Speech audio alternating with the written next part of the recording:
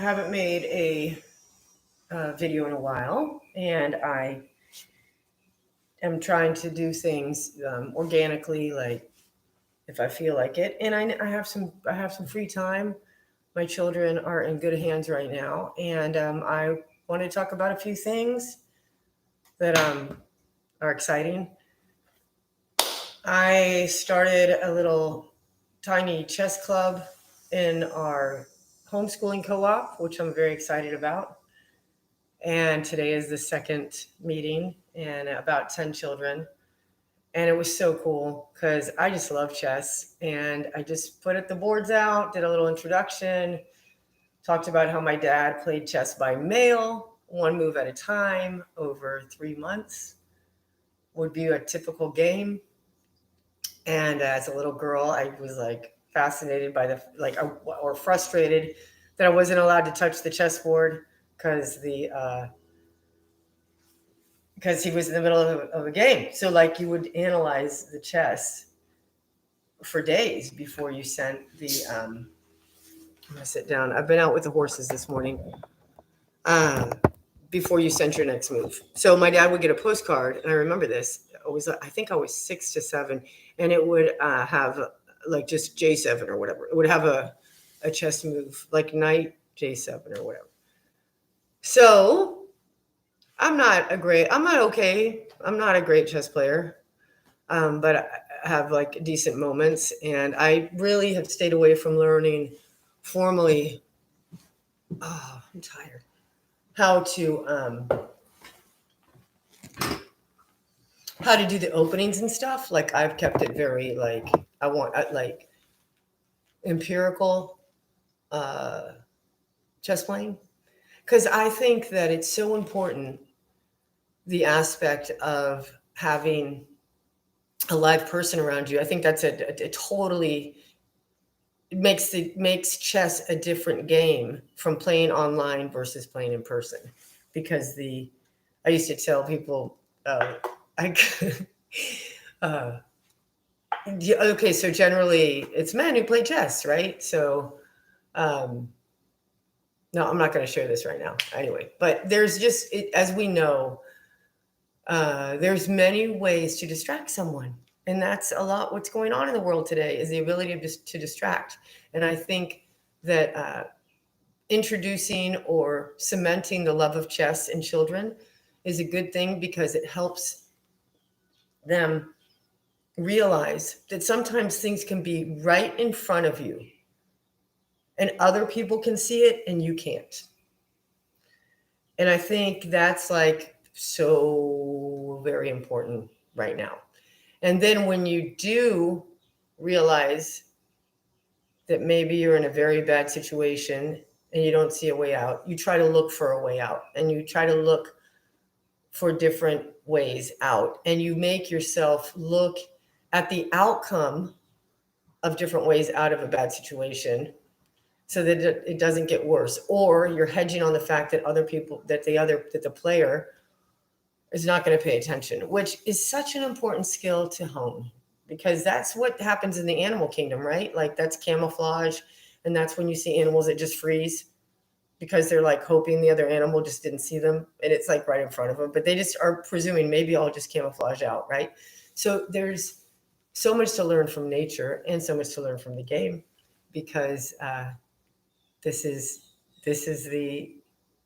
it. We're in a matrix. It's a game. And if we can use the things we learn in nature with it, I think that things are going to get better. Things will get better. Things are getting better as we enlighten children to ways of thinking that are outside of the box and are outside of this matrix, right? That are outside of this. So anyway, that's what I wanted to say about chess, the chess thing. I don't know what else I wrote here. No one's here, so this is great. This is kind of what I wanted to do. I wanted to make a video that I could. Can I edit? Okay, so I went to. Okay, great. this is exactly what I wanted to talk about. So I went to the Wise Traditions Conference, which was amazing, in Orlando this weekend with my children. It was fantastic with our children. It was, look it up, Wise Traditions, if I remember. And I know I've said this here on the channel where I've said I'll put the link and I don't put it in. I just figured if you want the link, when I say that, say, hey, you said you put the link and you put it in, and I'll do it. But I just, yeah, I try to spend as little time possible on the development of this channel.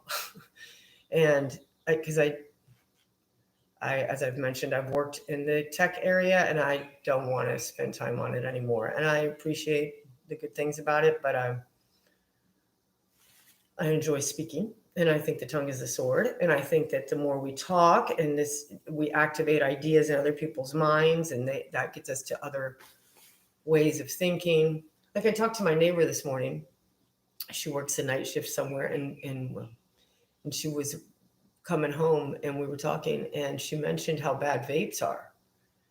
And I have, but and we're not talking THC vapes, which I thought maybe she was talking about, but no, we're talking about just people vape instead of smoking a cigarette with these terrible artificial flavors, right?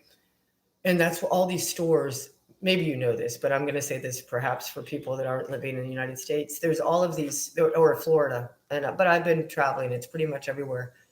You can find these smoke or vape stores, and they're primarily selling this what they call natural flavors or artificial flavored disgusting chemicals to inhale with a teeny bit of tobacco, maybe, or nicotine, which probably isn't tobacco. It's processed like sugar is from sugarcane or from beets, right? So sugar is not natural either. Tobacco is natural. There's a tobacco leaf, but sugar actually is the result of a process. And look at how addictive it is, right? But if we were to take fruit naturally, as opposed to grafting it,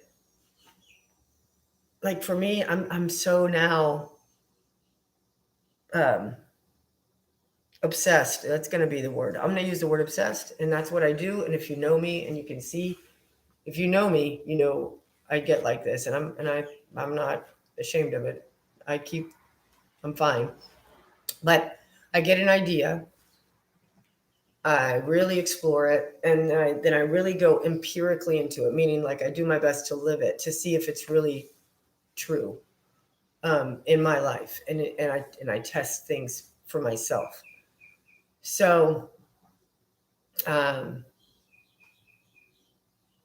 this is pretty much what this channel is dedicated to for longevity, which is getting toxins, poisons, bad vibes out of my life as much as I can. And my goal in doing this is for my children, for our children, that the more we cultivate a life that is closer to nature, natural law, God, observing the animals, understanding what is our role between earth and sky and sea, earth and sky and sea, the better it gets.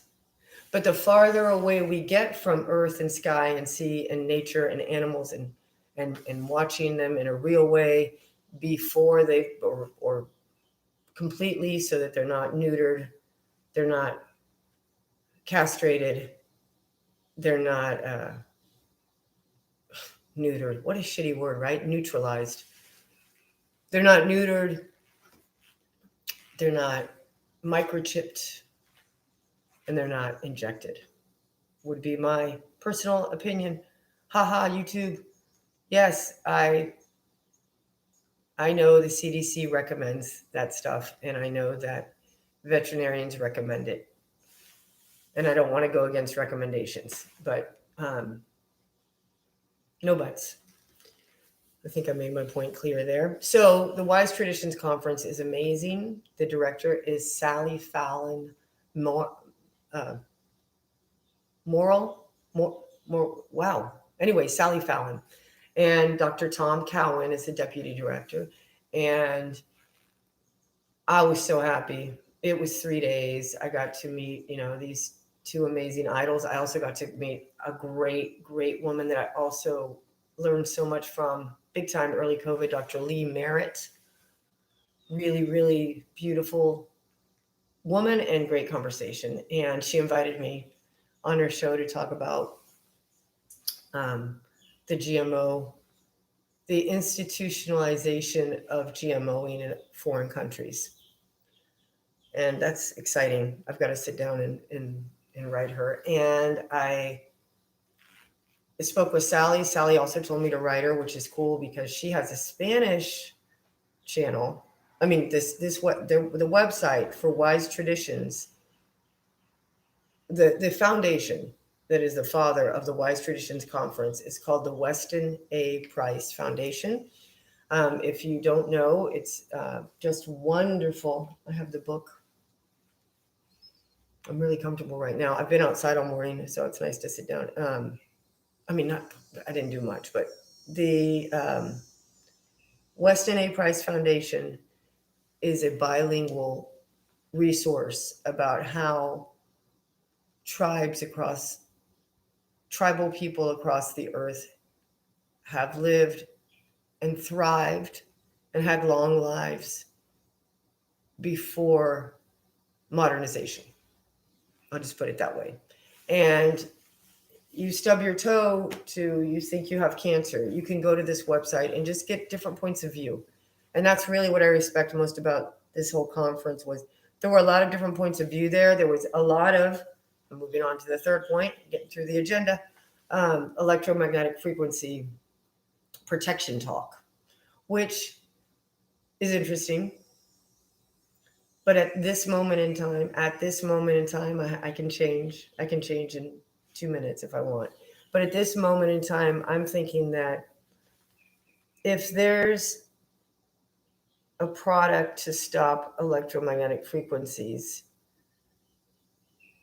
it's probably made by the guys. Let me rephrase that.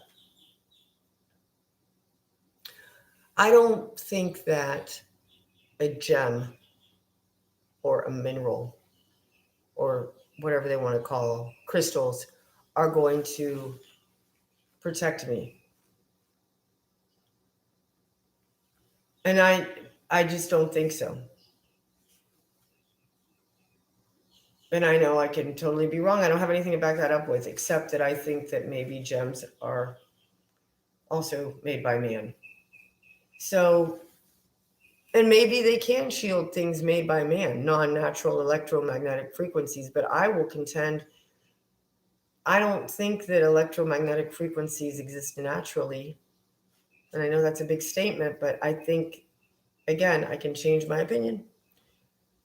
I think that what's going on in what they call the North Pole, Polaris, that star or whatever constellation that is in the center of the Earth, that is the center of the sky clock.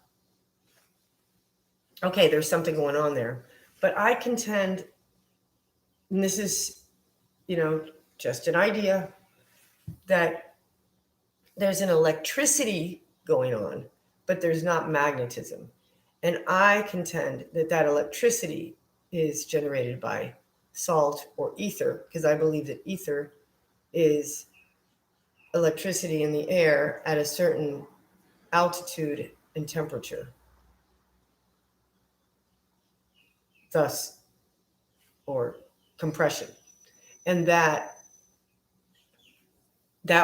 might be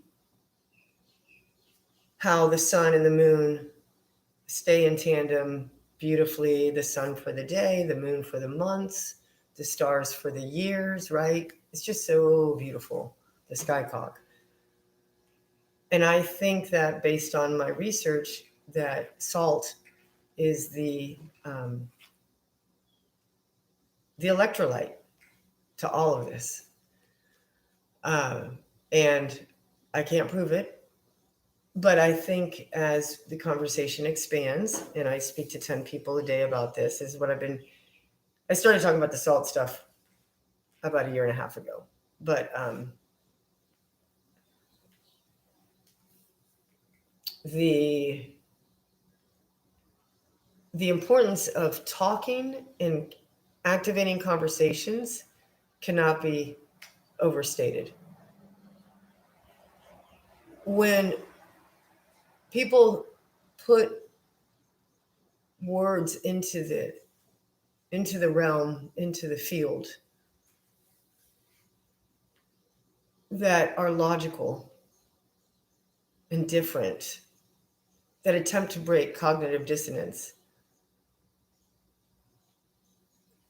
when people do that, I believe they're living their goodness. I believe they're living, that's God within coming out. When we do our best to express logic and with love to fellow men and women, you become blessed, and you become protected and blessed, and you do receive a lot of there people will work against you, but that's okay, because that's how it has to be, and that's what we're doing, all of us that are speaking up. And even if you're not yet speaking up, the fact that you're even got to this point in the video and you're listening, that's very cool. And maybe you'll consider this idea that the second coming of Yesu, I call Jesus Yesu because it's his name in Greek, and I like that it sounds like yes. That his commandments for me in my Bible research is that we are to love God. And I believe the meaning of God includes natural law, logic, truth. Those are all synonyms for me. Natural law, logic, truth, right? So Jesus, Yesu commands us to put above all God, natural law, logic, truth. And then the second commandment is love thy neighbor as thyself. So that makes just beautiful sense, because you want to treat yourself really well. You want to treat your neighbor really well in every aspect. So you don't have to go into those Old Testament 10 commandments, because you would never want to kill yourself, and you wouldn't want people who are jealous, and you wouldn't want people who lie, and you wouldn't want people who don't honor their mother and father, right? That's all about just using logic. But you first have to love logic. And logic, natural law, is painful because we've been living in a fantasy, crazy, matrix, vaulted, fake, Truman Show world. And it gets better. It gets a lot better. But it's only happens when you make the decision to. Hi, Brian. Hello. I was just about to finish up. How's it going? What's going on in your life? I was talking about the Wise Traditions conference that I went to, where Dr. Tom Cowan was, and Sally Fallon, and Dr. Lee Merritt, and very interesting people that are on the cutting edge of the chemical warfare on us with nutrition and electromagnetic frequencies. So it was very inspiring. Where are you, Brian? Tell me, please, again, where are you?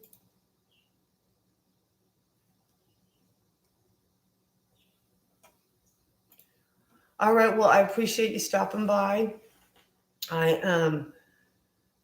I just wanted to talk about those things and check in, and I'm very excited. The conference was wonderful to exchange words with Dr. Tom Cowan, and my daughters got to meet him, which was really cool because they've been hearing his voice over the last couple of years on the podcasts in wherever I've been. And they hear me talking back to the screen and so forth in a good way. and I took his course. So that was cool. And I met Sally, who told me to write her, which I already mentioned, and Dr. Lee Merritt. So I'm energized about continually going out and speaking randomly to people, which I do want to invite you to do it. I speak to 10 people a day. If you can speak to just one person a day randomly about truth, you feel better, you sleep better, you're helping someone. Even if they look at you like you're crazy, it's okay, because again, I believe that we are protected when we speak up. It's Ezekiel 33. Maybe you don't believe, you don't like the Bible, but that's okay. Just, it's a verse that tells us that if you know that something's bad and you see your neighbor doing it, or a person doing something bad, and you don't say anything, you will be punished as well, because that person didn't know, but you did. So it's almost like, I think it says that it's even worse, but I don't want to add on to it. But the concept is basically omission, right? We need to speak up. We need to speak up for the children. And because people are worried about the world. People are worried about the earth ending and so forth and dying. And it's like, there's no earth if there are no eyes to see the earth, if there's no babies. And if they continue to attack fertility, which is what is, I believe, the end game. And that's why my channel is called Coherence 888. And the infinity is the 8 laying down, right? And that we are called to reproduce. And that's what we're here for. And my father was an obstetrician gynecologist, and my mom's an animal horse trainer. So I grew up really loving being a woman. But it wasn't a feminist thing. It was just like, men do their wonderful things, and us women, we get to make babies. So I never ever thought of me as anything less than a man, just complementary. And that takes me to my polarity stand, that I think that polarity is a construct, and that magnetism, or the electron theory, is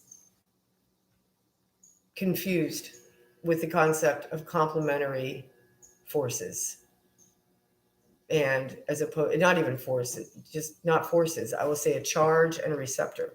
The charge being what they call negative, the male, and the receptor being the female or the positive, right? And I think that's really put us on a bad track of looking at things in black and white and yin and yang and competition and feminism and all this bull crap to destroy fertility. Like, this all comes down to fertility on a physical way, on an intellectual way, on people wanting to have animals instead of children. And then they get animals and they mutilate them to not be able to have babies, which is one of the greatest joys in the world, is watching babies. I have 6 little kittens that are amazing right out here. Maybe since I have this time alone, maybe I'll show them. Be fruitful and multiply. Amen, man. That's right. It's a beautiful fall day, Brian. It's a beautiful fall day in Florida, which is a warm day for anywhere else. And it's just gorgeous outside. And I am going, guys, I think you will enjoy this. They are so beautiful. I'm feeding them. Here they are. I'm feeding them raw cow's milk and table scraps. And here is Mama. Hi, you guys. Hello, kitty, kitty, kitty. Come here, kitties. Come here. Come here, kitty, kitty, kitty, kitty, kitty. There's a Mama. Oh my goodness, look at this. Look at this. Look.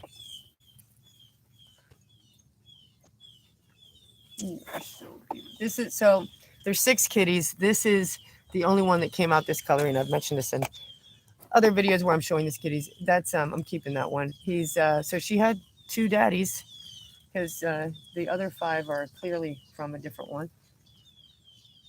Isn't that amazing? A lot of people don't know that cats and dogs and even humans can have multiples from different sperm from different fathers. All right, with that, I guess I'm just going to leave this out a little bit if I can. I'm going to see if I can put a couple more in. Hi, you guys.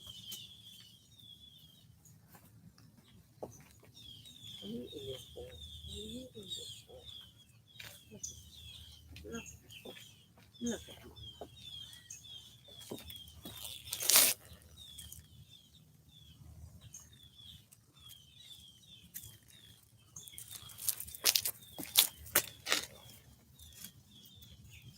So I feel like this is like a National Geographic. I have like a mini National Geographic special happening outside of my house every day. Look at this. How cute are they? How cute are these kitties? I hope you can see it. Look what this for.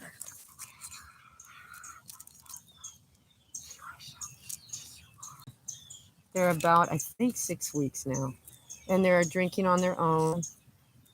They're totally in the weaning period. They're drinking the milk, the fresh raw cow's milk, on their own, and they are beautiful, healthy weight. And their teeth are coming in, and that's when you stop. That's when the mama starts sitting down so that